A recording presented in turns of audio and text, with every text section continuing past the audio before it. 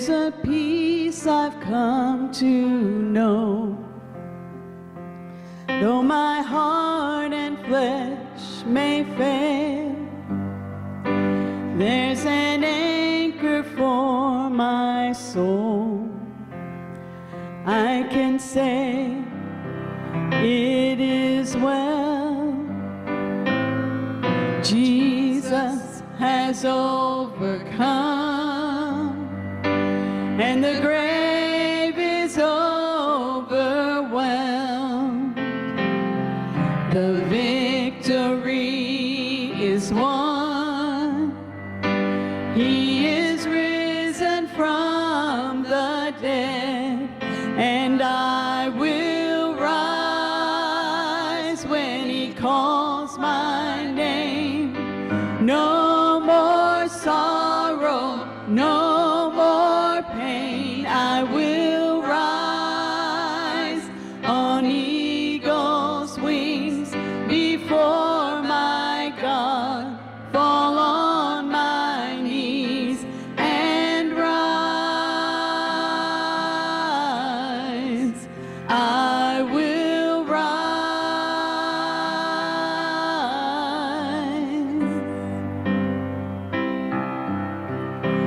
There's a day that's drawing near when this darkness breaks to light and the shadows disappear, and my faith shall be my eyes. Jesus has overcome, and the grave is overwhelmed. The victory is won. He is risen from the dead, and I will rise when he calls my name.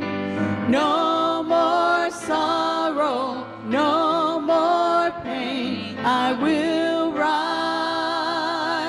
on eagle's wings before my God, fall on my knees and rise. I will rise.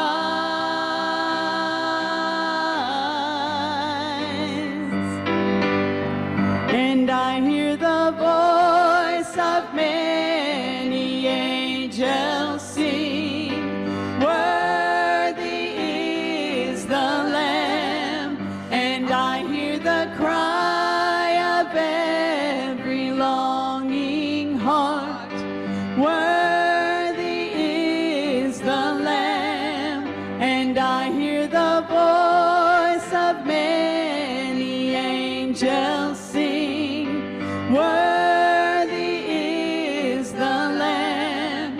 And I hear the cry of every longing heart, worthy is the Lamb.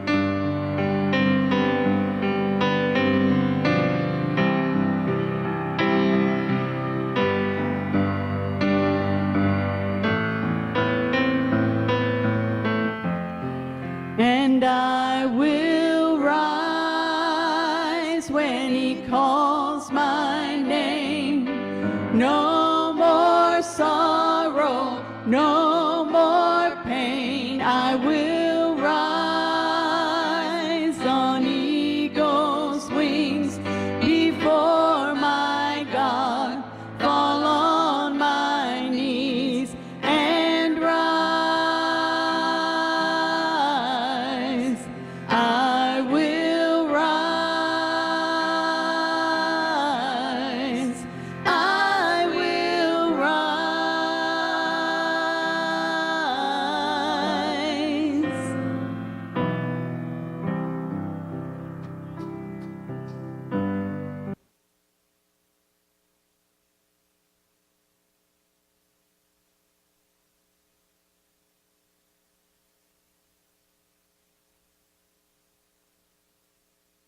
I need to get on, don't I? Thank you, Chad. The book of John, chapter 8. We've been there for a while. But we're going to be focusing in on verses 43 and 44. We'll look at verse 51. We'll back up and look at verses 36, 34 through 36. Just share this thought. I want to pull up the slide if you don't mind, Rissa. There we go. I want you to recognize something here, that there are two houses in this neighborhood. There's two different families. Family on the left lives in their house. Family on the right lives in their house, whichever way you're looking at. The families look the same. There's a dad, there's a mom, there's two children, and each one of them has a dog. I can't tell if that's a cat on that stump or not. But they look similar, don't they? Same. Probably mom and dad probably both work. They probably shop to same places. Their children may go to the same schools. If they don't go to school yet, they'll probably be in the same schools. But they're different. And why are they different? They're different because their parents are different. They're different because their father is different. They don't have the same father. They don't have the same mother. So therefore, this home, once you're in it and once you're living in it, is different. If the kids from one of these homes was to go spend some time at one of the other homes, it wouldn't take them long being in that home to realize that this home is different. That there's different expectations. There's really a different language that's really spoken here. There's some inside jokes that I don't get. There's some requirements that I don't understand. It's different here. They may stay a little bit longer and be able to see that not only is the language different, but it seems they value different in this home than we do in that home. Their character may even be different in my home than it is their home. If they stay long enough, they may even begin to witness and realize that, man, there's a joy maybe in this home that's not in my home. There's a freedom that's in this home that's not in my home. There's a different purpose. We're working towards something different. Homes are different. Today in these verses, that being said, today in these verses, I believe that what Jesus is explaining to the Jews is they've got into this deal of who their father is.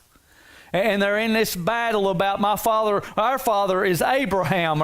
And then they come on and say, our father is God. And Jesus literally, though he comes down and he says something that seems very offensive to me, but he says it.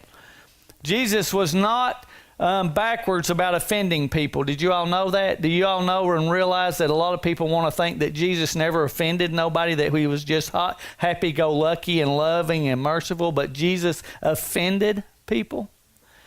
I think it was very offensive when Jesus said to this group, your father is not Abraham, your father is the devil. Would that be offensive to you if somebody said to you, your father is not Abraham, your father is the devil? I think they were very offended here.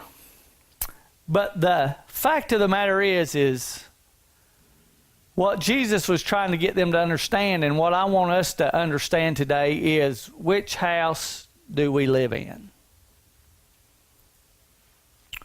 Which house do we live in? Because the reality is I do think there's a misperception. There's a perception that I think is wrong. There's a perception that says, man, it's obvious I don't live in the devil's house because he does crazy stuff. He offers kids as sacrifices and they drink blood. And then there's crazy stuff with the devil that he does murder and rape and all that stuff. I don't live in that house, Chris. I know I don't live there. But the reality is this. I'm afraid that perception of Satan is not correct. You see, I'm afraid that that our Father can be, our Father can be the devil. And why is that?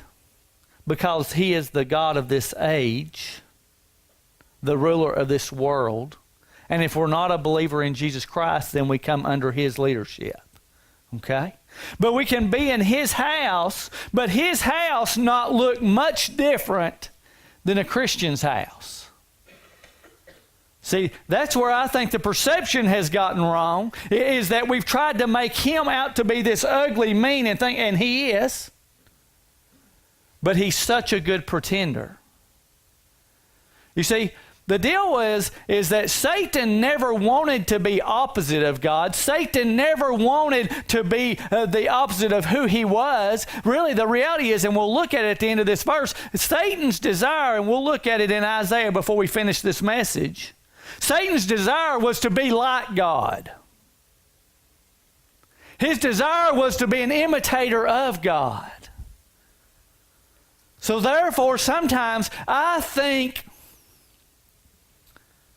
he is so subtle in his character, in his desire, in his deeds.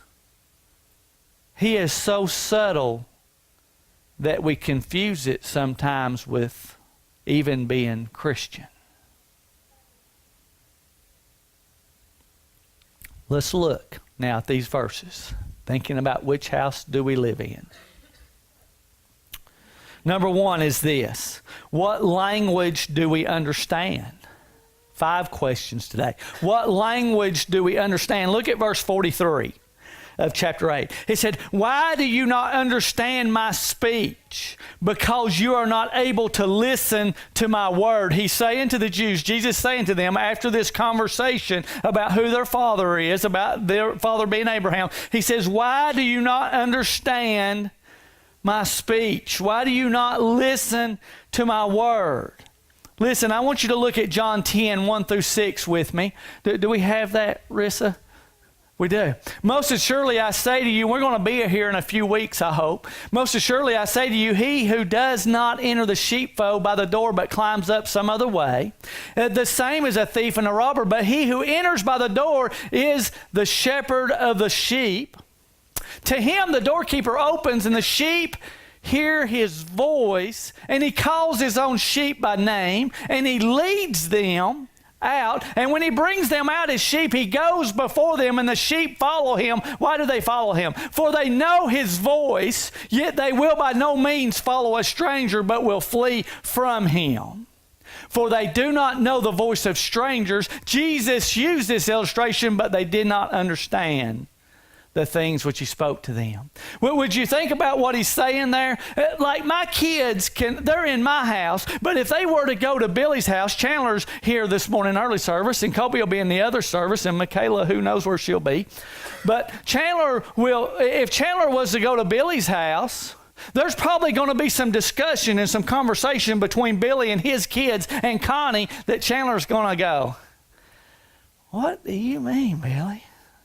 I don't get it." And there's probably going to be some things that Dawson and Cheyenne and well, maybe not Titus. Dawson and Cheyenne know that they need to be doing or not doing. It's a big deal at their house, but may not be a big deal at my house. So at Billy's house, Dawson's allowed to throw his feet up on the table. And at my house, say Billy, they're not allowed to do that at his house, but they are at my house. So Chandler goes to Billy's house and throws his feet up on the table, and then Billy scolds Chandler. Why? Because he don't know all the language. He don't know the inside language. He don't know the words. He don't know the expectations. He don't know the voice of that father because he's been listening to the voice of this father. And that's what Jesus is saying to these guys. He says, you all have been listening to the wrong father. It's been subtle. And you look good and you look religious, but you've been listening to the wrong father. You don't know the language. Think about this. 1 Corinthians 2:14 says this. It says, but the natural man does not receive the things of the Spirit of God, for they are foolishness to him, nor can he know them because they are what? Spiritually discerned. He said within ourselves, when we're in this house, the house of the devil, the house of this world, however you want to call that, when we're here in this house, we can't understand the language of heaven. We can't understand because the Spirit of God must be in us in order for us to understand it. Now listen, and I'll say this again at the end, but I'm going to just put a precursor because you all sometimes you get to thinking about something and you won't follow with me. I know that happens because that's the way I do when I listen to messages. Just because the Spirit of God comes in, just because you come as a believer, just because you move from this house to another house, to the Father's house, doesn't mean you're instantly, automatically going to understand and know all the language or the intentions or what's expected. There will be a learning curve when you move from one house to the other. Okay? Now stay with me. So, the ideal is what? Let me ask you this question. What is the language of this world? What is the language of this world? You know what I think the language of this world is? It shouts from the mountaintops this thing to us. Do whatever it takes in your life in order to be happy. Because life is short and it's going to end. It doesn't matter what it costs you. It doesn't matter what it costs your family. It doesn't matter what it costs somebody else. Do whatever it takes in order for you to be happy. Just do it because you're deserving of it. The world shouts that. It just screams it in our ear. It doesn't matter if it goes against God. It doesn't matter if it's against His Word. It doesn't matter. We must just do whatever makes you happy.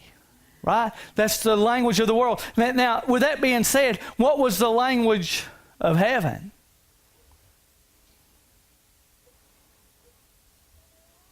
Give up everything in order that somebody else may come to Christ. It's not about your happiness.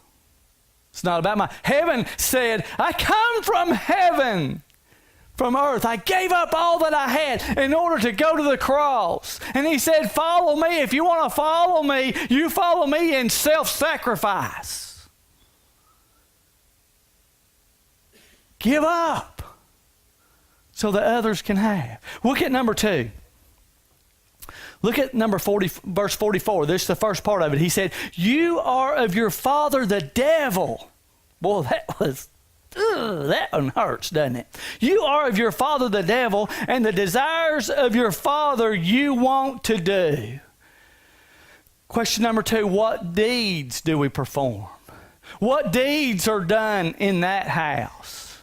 Well, he says it very clearly, right? He says it's what? It's murder. And probably everybody sitting in this room this morning is saying to me, boy, I'm good here. I don't murder. I don't murder. Do you remember what Jesus said about murder? I just decided to go here, Rissa, this morning, so you don't have this one. When Jesus was teaching the Beatitudes, when He did that Sermon on the Mount, that man, maybe He'll do a repeat of that when we all get to heaven. He said, you have heard that it was said of old, you shall not murder, and whoever murders will be in danger of judgment. He said, but I say to you that whoever is angry with his brother without a cause shall be in danger of judgment. Listen to what he says, verse 23. Therefore, if you bring your gift to the altar and there remember that your brother has something against you, leave your gift there before the altar and go your way. First be reconciled to your brother and then come and offer your gift. Well, what did you, and we're talking about deeds, and he said it was a murder. Do you see how subtle it is? You see, there are going to be two houses, and this house living in a house that does what? We're going to refuse, in this house of Christianity, we're going to refuse to allow unforgiveness to lead to bitterness that leads to hatred that really is murder. Do you know how subtle that is? Because do you realize that how many Christians that we talk to on a regular basis say, I'm not forgiving that person? I'm not going to let that go? Do you see how subtle that we can be in this house of unforgiveness and bitterness? Let me share this with you. Me and Bridget, some of y'all, Bridget's my wife, for some of you all who don't know that. Me and Bridget, we've been married on 26 and a half years now. Been a good time. But I can tell you this. I want you to hear me. There are times in our marriage when I either offend her or she offends me. And we have been through this cycle 2 million times. Okay? We've been through this cycle a lot. And this is what happens. When one of us are offended, we just kind of take a step away from each other. And she kind of takes a step away. And I kind of take a step away. And we kind of withdraw. And in the withdrawal process, we're trying to figure out, does she want me to talk to her, or would she rather me just shut up? Does she want me to hold her hand, or does she want me not to touch her at all? Does she want me? Does she want me to call her, or am I bothering her when I call her? So there becomes this thing, it becomes a standoff between husband and wife. It's like, I don't know whether to move in or not. I don't know whether she's okay, whether I'm okay. I don't know. And somebody's got to break the standoff. Somebody's got to begin to hold the hand again. Somebody's got to begin to hug again. Somebody's got to begin to talk again. Somebody's got to break the standoff and work through what's going on. It's not just in husband and wives, it's relationships with churches. You see, what he said right here is the next thing you know, you can have a bitterness and an unforgiveness that's really, as far as heaven's concerned, is equal to murder.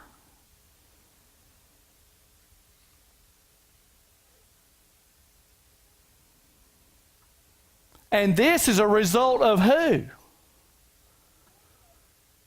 Satan. So our deeds.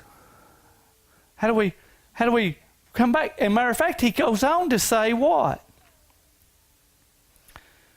It would be better for you not to bring your gift to the altar, but to go and get this right and then come to the altar. You know what he's saying? If our relationship's not right with each other, it can't be right with him.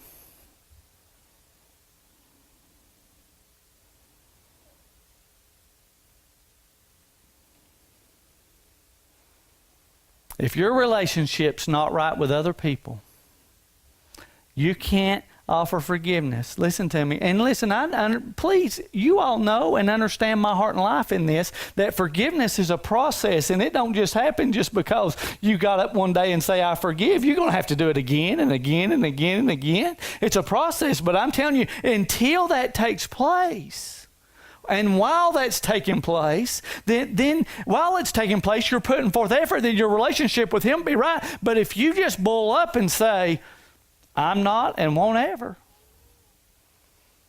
your relationship with God can't be right.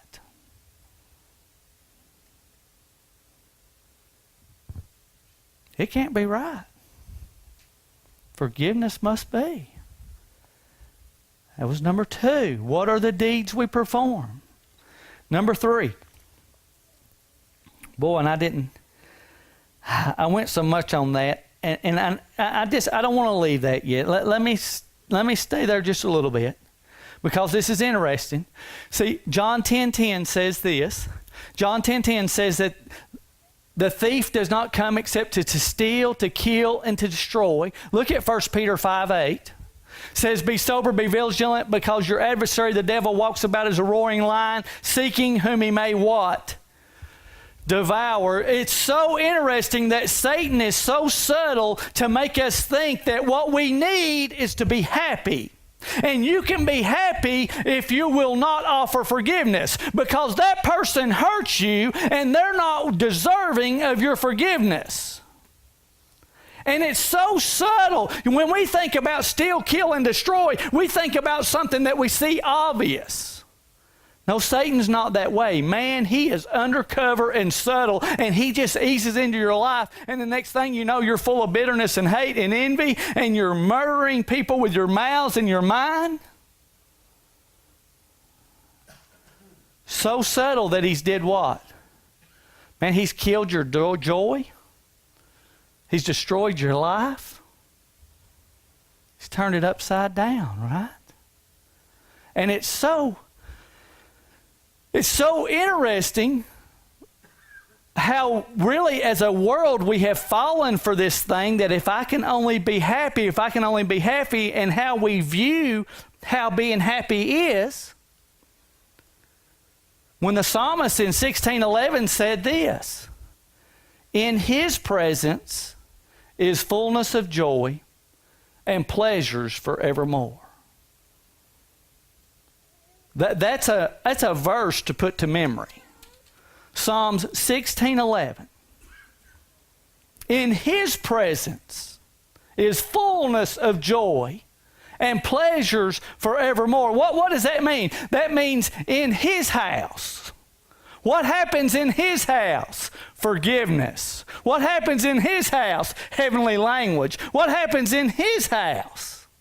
Life-giving happens in his house. Life-giving. Okay, remember John 10:10? You've got that at the EMB. I have come that you may have life and that they may have it more abundantly. Number 3. What character do we display? Look further in verse 44. He said, and the desires of your father you want to do. He was a murderer from the beginning and does not stand in the truth, but there is no truth in him, for he speaks a lie. He speaks from his own resources, for he is a liar and the father of it. So now, not only is the devil a murderer, but he's also a liar. Now we've gone from his deeds to we're going to his character of who he is and what he displays. It's interesting that he does not reveal truth because the truth is not in him. And I talked about the subtlety of it, and let me share this with you. Dr. Bill Helton he taught nearly every New Testament class that I had in college. And Dr. Bill, he used to pastor a church here. Some of y'all know him. But Dr. Bill, he taught but he would give these tests that would have like 100 questions on them, but 75 of them would be true and false. And you would think, that's a piece of cake. There is no problem. The hardest test I've ever taken in my life. Okay? You know why? Because Dr. Helton intentionally would put just enough falseness, very subtly, in the question. And you wouldn't see it. And this is what he'd tell you. If there's any falseness at all, it's false. If it has a little truth, but if it has falseness in it, it's false. Why do I tell you that? Because Satan is subtle in that he loves to mix truth with falseness in order to trip us and to trap us and to, before we know it, have us in bondage, really seeking our own happiness and our own pleasure.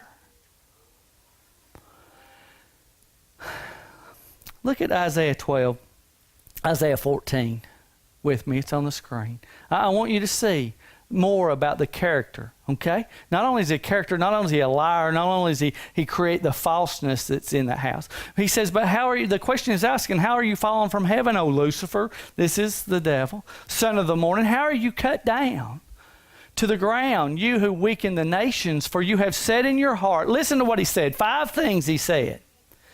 He said, I will ascend into heaven. I will exalt my throne above the stars of God. I will also sit on the mount of the congregation of the farthest sides of the north. I will ascend above the heights of the clouds. And listen to what he said right there at the end. Look at it. And I will be like the Most High. See, his desire was not to be, his desire was to take his place. His desire was to be him. What is that? What was that whole I?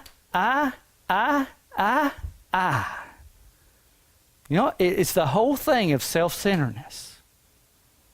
It's the whole thing of I've got to have my way. It's the whole thing of I've got to have whatever it takes to make me happy and I don't care what anybody says. It's really that self-centeredness.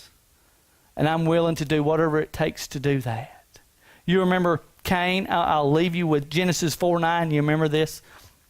Then the Lord said to Cain, where is Abel, your brother?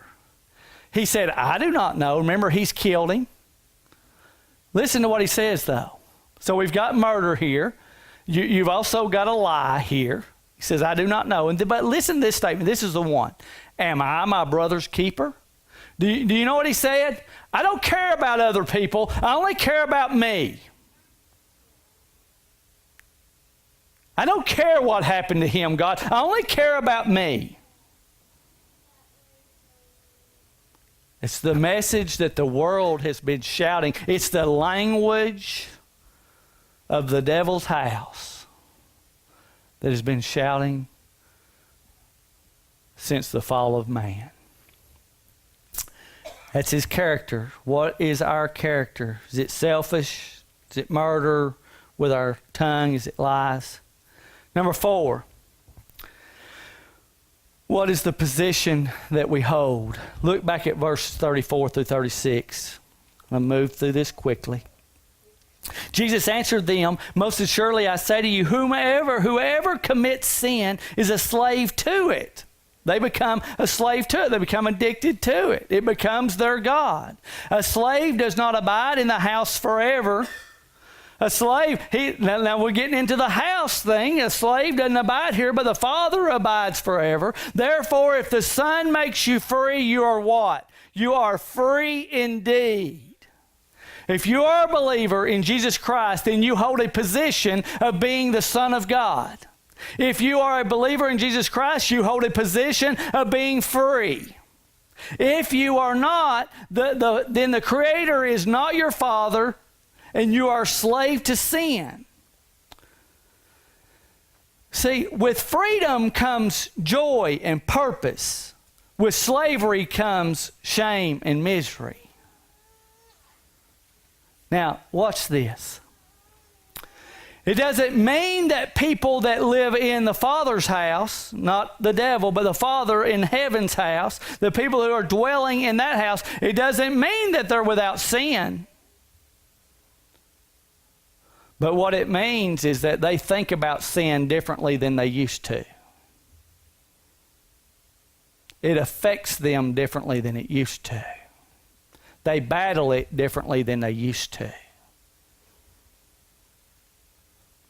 They're not slave to it. It also means that it doesn't have power over us. We don't have to receive the penalty of it any longer. And one day we'll be free from the presence of it. So what position are you in? Are you in this freedom or are you in this slavery? Now, number 5. What is our destination? Look down at verse 51. Verse 51 says, "Most assuredly I say to you, if anyone keeps my word, he shall never see death." Listen, when it comes to the devil's house, death has power over that house and everybody that's in it. When it comes to the Father's house, death does not have power over them. Our body may stop breathing, but we'll be with the Father when it does. Death no longer has power over those who believe in Jesus Christ because Jesus defeated that. So, not only are we beyond the death, not only there, but think about this, because I keep wanting to say this, because the devil is saying, all you need is happiness, and we're going to provide this. And God is saying, man, if you'll give your life away, you'll experience joy and pleasures like you've never known.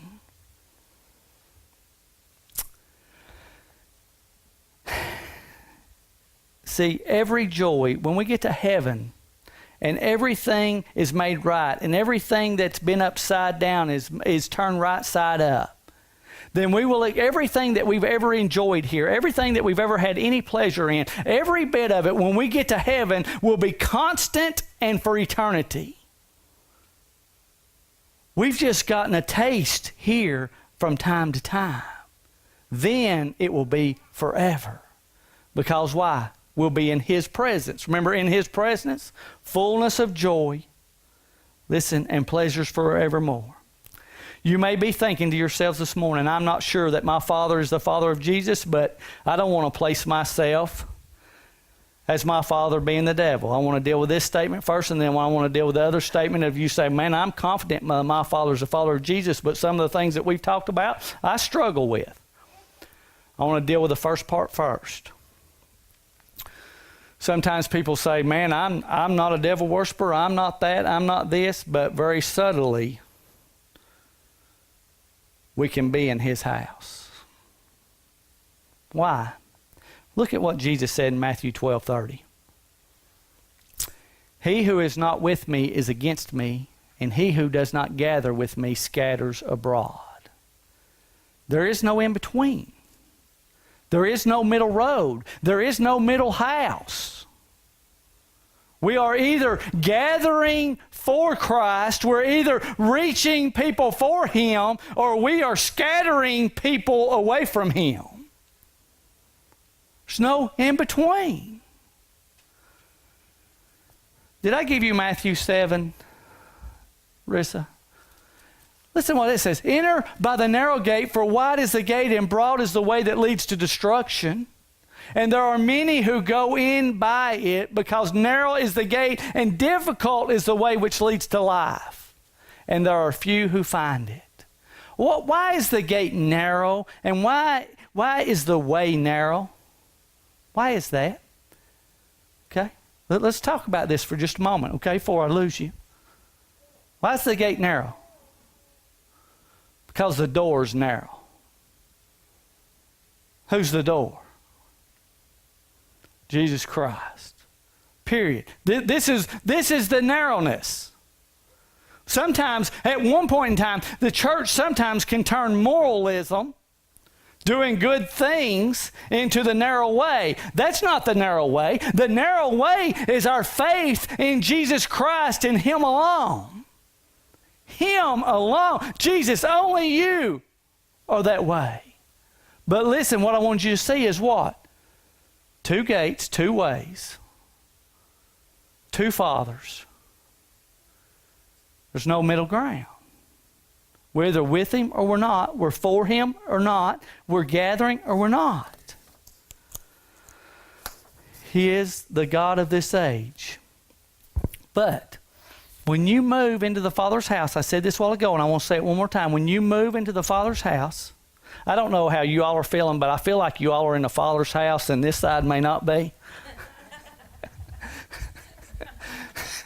I'm sorry. It was a poor joke, wasn't it? This because I'm right-handed. Y'all know that, right? Because I go to my right side. Okay. You all are the devil. Okay. When you move into the Father's house, the Spirit of God is given to you, okay?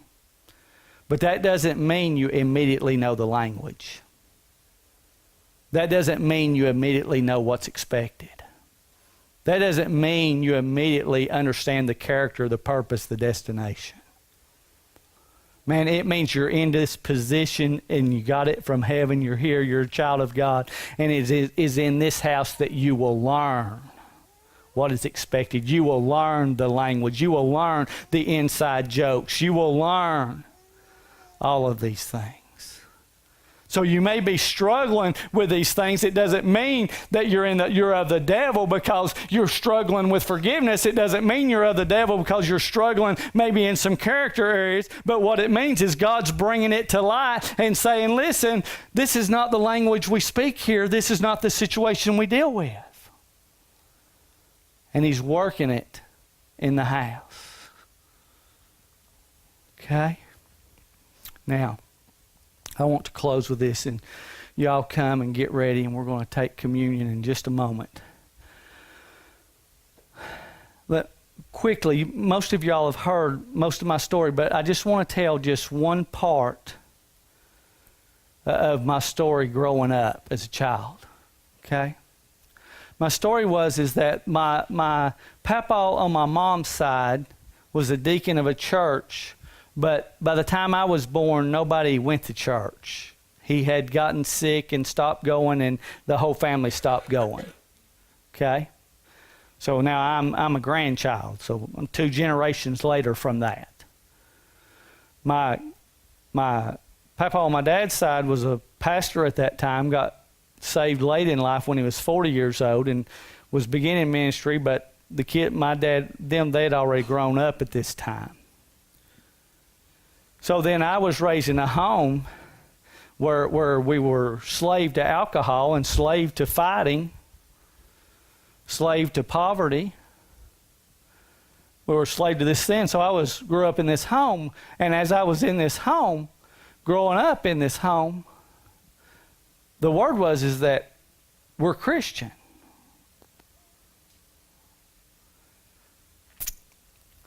And I would go to visit friends, and they'd invite me to come to their house for the weekend, and I'd go to church with them, and I'd hang out with them, and I'd spend time with them. And what I realized was, okay, they're telling me they're Christian. My family says that I'm Christian, but we don't look nothing alike.